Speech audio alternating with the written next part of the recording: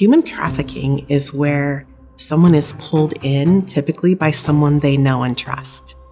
And they are pulled in for the purpose of being sold for sex.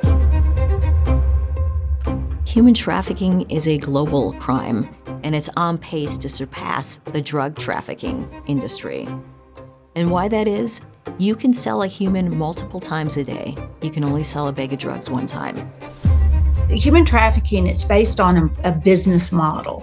You have supply and you have demand. As different social media platforms become more popular with children, the perpetrators go where the children are. Our kids are being groomed sexually online, and that's a hard truth.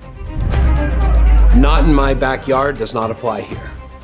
It's in your backyard. It's in all of our backyards. He took everything away from me. He made every single decision for me. I had no control over anything, not even my nail color.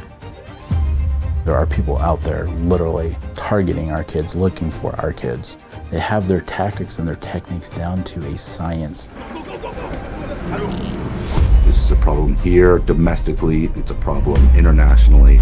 We need more people involved in solving that problem at a bureaucratic level and giving the tools and resources so that we can save these children, save these women, save these men and young boys. I couldn't tell my parents where I lived. I couldn't carry a penny in my pocket. And I don't think people understand what that's like until it actually happens to you.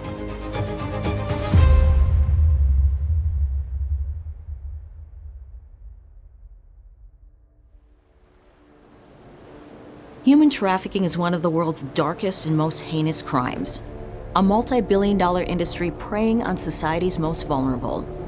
Together, we can stop it and be the hope survivors need on their healing journey.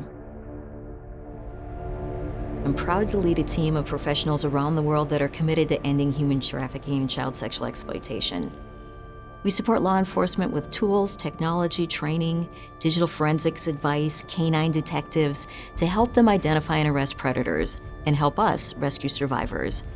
Our rescue never operates on its own. We are always under the guidance of police.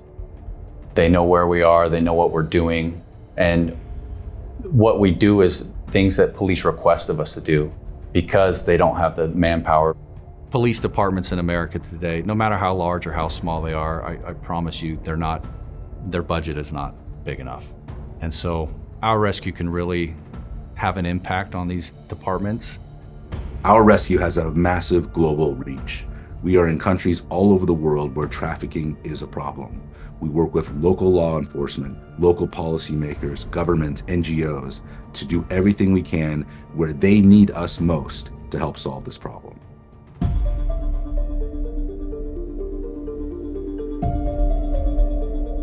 Had no idea a dog could be used to work internet crimes against children cases, but I quickly learned how useful they have become. Our rescue is proud to provide these highly specialized canines to our law enforcement partners. We have already trained and placed more than 110 canines, and we will continue to support these dog detectives here in the US and around the world. So every electronic storage device, such as your cell phone, a thumb drive, external hard drive, internal computer drive, tablets, computers, even like GoPros, right? The small micro SD cards. They have a special chemical compound that coats the circuit boards that prevents them from overheating. That is this particular chemical that all these dogs are imprinted on. So that odor is very, very small and very unique. This case in this area that came to mind was a drawer that contained underwear. Well, nobody wants to sift through other people's garments, if you will. But this room had already been searched. I took Nyland in there to do a secondary search, and he indicated on the dresser, the top drawer. As I searched through that drawer, we ended up finding 3 thumb drives. They were able to determine that one of those 3 thumb drives actually contained CSAM material. With Nyland coming through afterwards and indicating in that area, we were able to actually build a case. We have done just under 40 search warrants. I would say her success rate has probably been about 95%. The materials found on some of the phones have been able to help identify victims. I would say based on our cases, at least 95% of the cases end up with an arrest. This dog, he really changed my life. And I say that because people don't realize what we see and things we do and what we go through. I'm gonna say 90% of the time, Spike's going to find something. The first thing Spike ever found on his first search warrant was a cigarette lighter that was actually audio video recorder, and Spike picked up on it. And we had no idea when we picked it up what it was until one of the investigators pulled it apart. They're using it to record unbeknownst to other children that are using their restroom or in a area where they feel their privacy, and there really isn't. Finding those devices is surreal. The things that we have done with this dog, there's no price tag that anyone could put on it. Police need help. Not only are they understaffed in manpower, but they're understaffed in budget for technology. And since crime is all technology now, we can really help out. We do not have the adequate staffing in order to investigate every crime. We could easily, have another 50 detectives that are just solely looking at this. And they need more kids coming out of college that are trained in digital forensics. If we can support that next generation of crime fighters in technology, we like to get involved. Without question, investigating online child exploitation, the most difficult part is the exploitation. We're dealing with children, and we're trying to find them, and we're trying to rescue them, and we're powerless in that moment to be able to pluck them from the despair that they're experiencing. Perpetrators leverage technology, they weaponize technology in order to remain in the shadows of the dark underbelly of the internet so they can avoid detection. So digital forensics is our most powerful weapon to be able to unmask these people, to shine light into that dark underbelly. A lot of our kids are starting online gaming in a public forum at a younger and younger age, and my recommendation would be to not allow headphones, let it come through the TV so you can hear the conversations.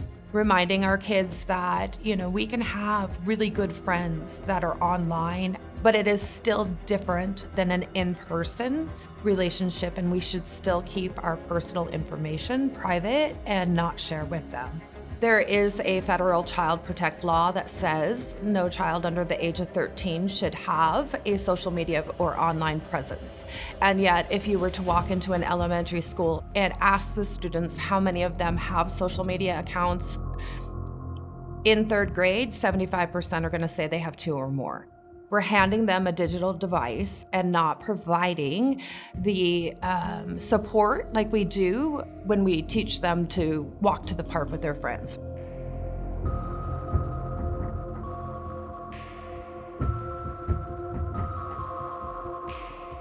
There's a ton of sextortion going on right now, and kids don't feel that it's safe to go to their parents. And I get it, that's embarrassing stuff. You have a illicit photo of yourself and it's potentially going to be shared. You don't necessarily want to go to your parents and say, I took this photo of myself and I'm ashamed I did it, but now I need help because I got to figure out what to do about it. Perfect example. This guy instantly says, I'm 28, I'm a male, I'm 13 and F. The second thing he says, looking for slaves. So he's instantly asking me for another platform to go through. So do you have Snapchat, Discord, or Kick? He's instantly trying to get me off this platform to, especially Snapchat and Kick, to platforms that have some type of upper level security setting. What would happen if I said, yeah, I have Snapchat, and I give him my Snapchat, we're gonna go to Snapchat, he's gonna start asking for child abuse materials. He's gonna start asking, because we already know what his frame of mind is. He flat out told us what his frame of mind is. Say, can I add you so we can chat there? He's instantly trying to push me off. Predators will use any means to communicate with children. And obviously the first thing is to pretend like they're a child. And they will communicate and try to get their trust enough that they start asking about personal information. When we grew up, my parents told me never talk to a stranger. We heard the slogans, we heard everything about it, but yet here we are in the world with the electronic devices that we have and connection to the internet. Don't talk to a stranger while you're online. If you don't know them, you shouldn't talk to them. Children are very highly targeted because they're very easily manipulated. They're looking for structure, they're looking for companionship, they're looking for somebody that's going to listen to them and care about them. That makes, in my view, makes a perfect target for abuse. And so these predators will say, hey, I know that if I'm talking to you and focused on you and able to provide some of those needs for you, you will gain an attachment to me. As a parent, I think it's really important that we have open, honest conversations with our kids and reward them for coming to us with these types of situations. We want to feel safe in our lives. And so ignoring online child sexual exploitation is encouraging it. The more we shine lights into the dark underbelly of the internet collectively together, the more the demand is going to go away, the more the supply is going to go away.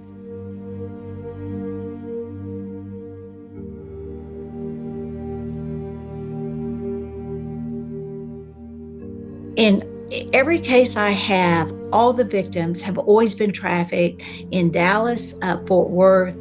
They go to the Triangle, so they go to San Antonio, Austin, and then also then to Houston. And it's that 35 corridor. It's the 45 to Houston. It's just easy access.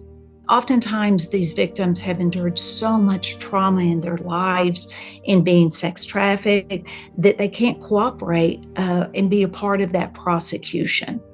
It's actually one of those issues in law enforcement that is completely bipartisan. Everybody is on board for better laws, more resources, more arrests and prosecutions of criminal cartels, and more rescues of victims and survivors.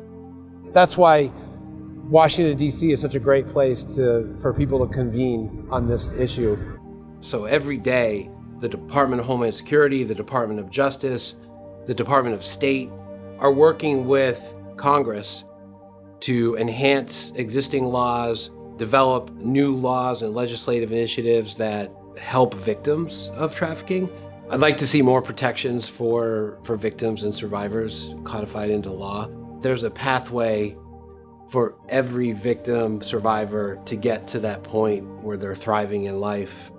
And I see the devastation of human trafficking every day in my job.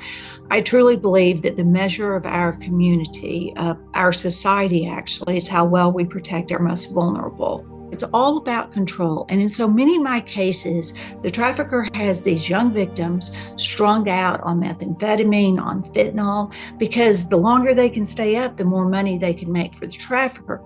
The shame should be felt by the buyers of sex. But so oftentimes the shame is placed on the victims. The victims I deal with carry tremendous burden. And the trafficker is typically someone that is known to the person who's being exploited. And the segment of people that are most engaged in this is family. Family of someone who they are exploiting. It's the family that exploits them. And it's tragic. I had no idea that I was being trafficked. I thought I was really unlucky. And I kept finding myself in situations where someone took advantage of me and I was assaulted, and it was a constant throughout my life. And then as I was older, I found out that it was my mother behind it. It still gets to me. Because if that person, if they couldn't protect you and love you enough, it's really hard to believe anyone else can, let alone yourself.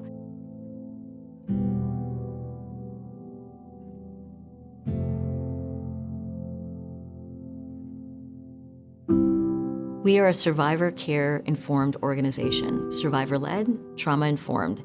We provide medical help, mental health help. We provide training, job skills, life skills, whatever they need to get on their pathway to hope and healing. If you are survivor-led, you are mission-focused. It goes together. Survivor care is where an organization will be able to engage a survivor to assist them. The process is an empowering process. It is not an enabling process. It isn't, here, let us do all this for you. It is seeking to understand that survivor, what their needs are, what their goals are, what their dreams are. It is also a lot of triage at the beginning, right? Where a survivor just needs some basic needs: shelter, safety, food, clothing, things like that. And we provide that for them.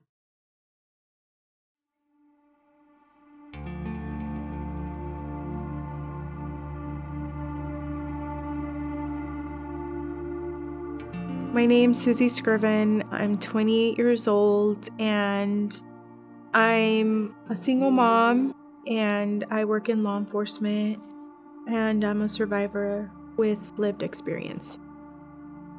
I grew up in foster care.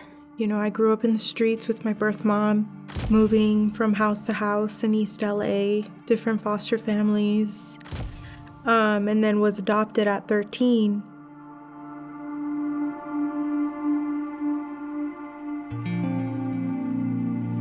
I was young and naive and just, this is a guy that really likes me and has all these questions and wants to know everything about me. And little did I know that was all for data. He was just collecting data to see what he can use later against me. Anytime I call, he answers. Anytime I want him to come, he comes. And I was infatuated. I did move in, and things definitely shifted the moment I did. He took everything away from me. I couldn't tell my parents where I lived. I thought I was going into modeling, but they were different type of jobs, and that slowly turned into, you need to get comfortable with being in front of people, so let's go have you work in a strip club. If I wanted to come home that night, I needed to figure it out and make money. So I did. And every day, the money quota just kept increasing and increasing. And so people don't understand how much of a grasp they have a hold on you. And at 18 years old, that almost feels like, well, they have all my documents, they have all my clothes, they have all my money. What can I do? I can't just leave.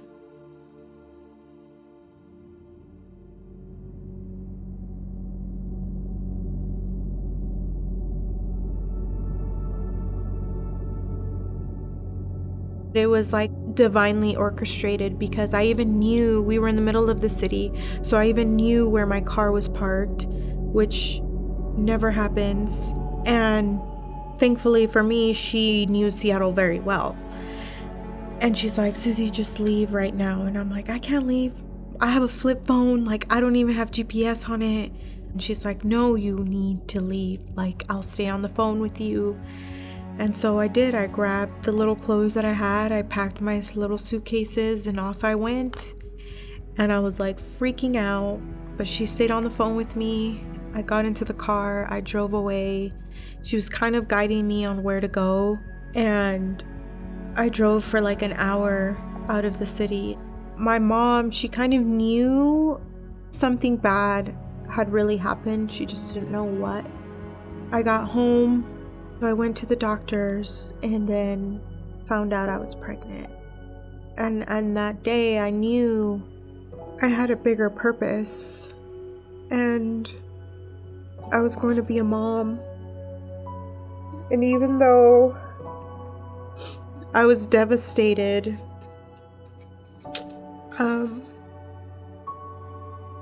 that's truly what kept me from going back to my trafficker. That's truly what kept me from staying home and choosing different.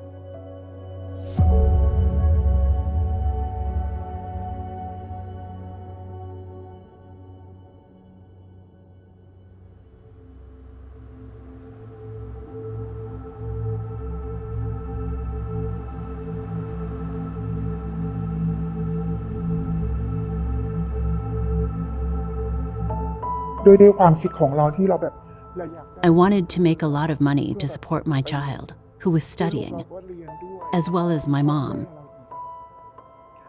After a contract was made, my travel was arranged. I flew to Dubai. When I arrived, they told me there wasn't a massage service there. There was only a sex service. They locked me up. They treated me like an animal. I felt I was dead, living in hell. The moment the police came to rescue me, I didn't know if I would go to jail or would face any charges. I just needed to get out of that place. I could not imagine if our rescue did not help me, how it would be, if I would ever return to Thailand to see my child and my mom. Thank you so much. Well, in the case of Ecuador, firstly, it's the country which has more survivors in whole Latin America. Why? Because we work with ops, with operations. We rescue at least one survivor a week.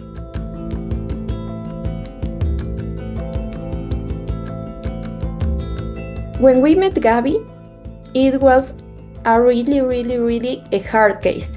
Because when we met Gabby it has a severe depression and severe anxiety. So we start giving a therapy, psychotherapy, because she was so bad, she has suicidal ideas.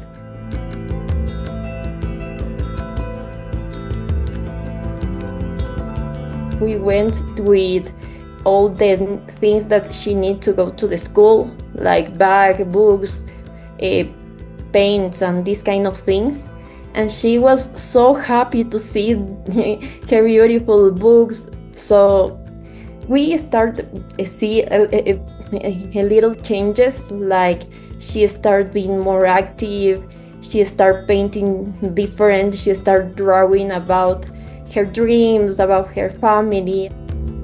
Now she is becoming every day a little bit better, and she's an example. I think she's an example for the survivors. Not only for all the things that she went through, but because she find hope, because she worked in herself. It wasn't easy for her. It was really hard.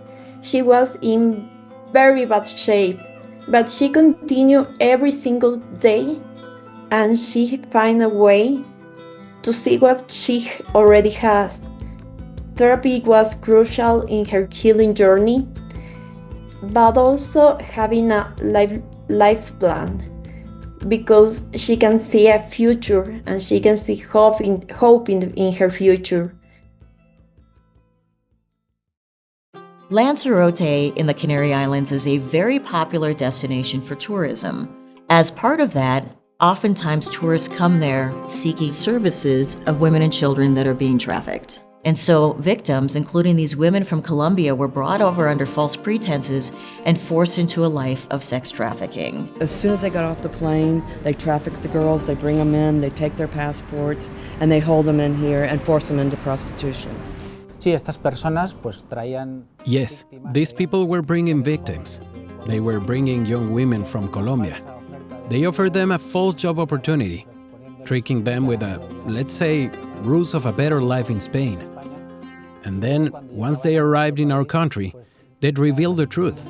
They'd explain that what they really must do is engage in prostitution to benefit the criminals. We approached a strip club and knew that there were women that were being trafficked that were downstairs in bedrooms that were all boarded up. So these women were living in very squalor conditions, forced to do work, sex work, that they never anticipated when they came over to start their new lives from Colombia. Crime has no borders. It knows no borders. When we have countries reach out to us to request our support, we also refer to our rescue often as an organization that can collaborate and assist with certain tasks. Whether from an operational perspective or from an aftercare perspective, taking care of victims once they are rescued. We've worked with survivors in Europe where they didn't have the opportunity to go to school or go to college. It's insane how much difference we're making in just being able to say, tell me what it is that you've wanted to do, tell me how it is that we can support you, and coming alongside and seeing those changes in their lives and seeing them come out of situations of exploitation and then follow their dreams.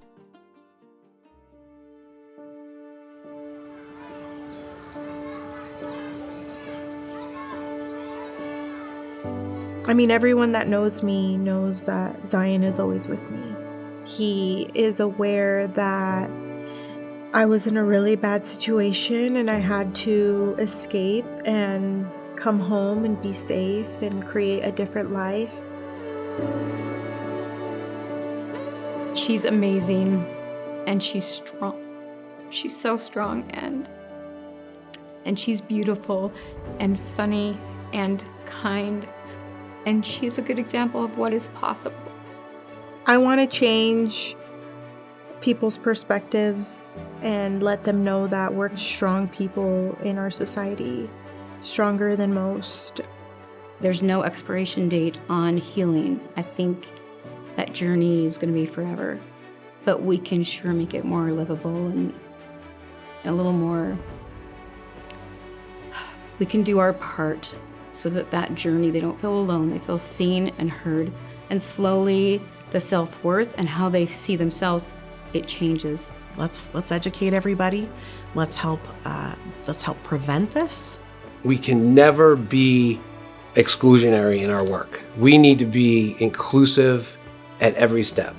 This is a fight that we will not win unless every person takes a part in it. I choose to stay and fight because who else will? Because it's not easy. There's something for everyone to do in this fight. I would start with getting educated and understand what the problem is and what the root cause of the problem is. And then the second thing I would do is understand the signs of what someone being trafficked looks like. And then just keep your eyes open.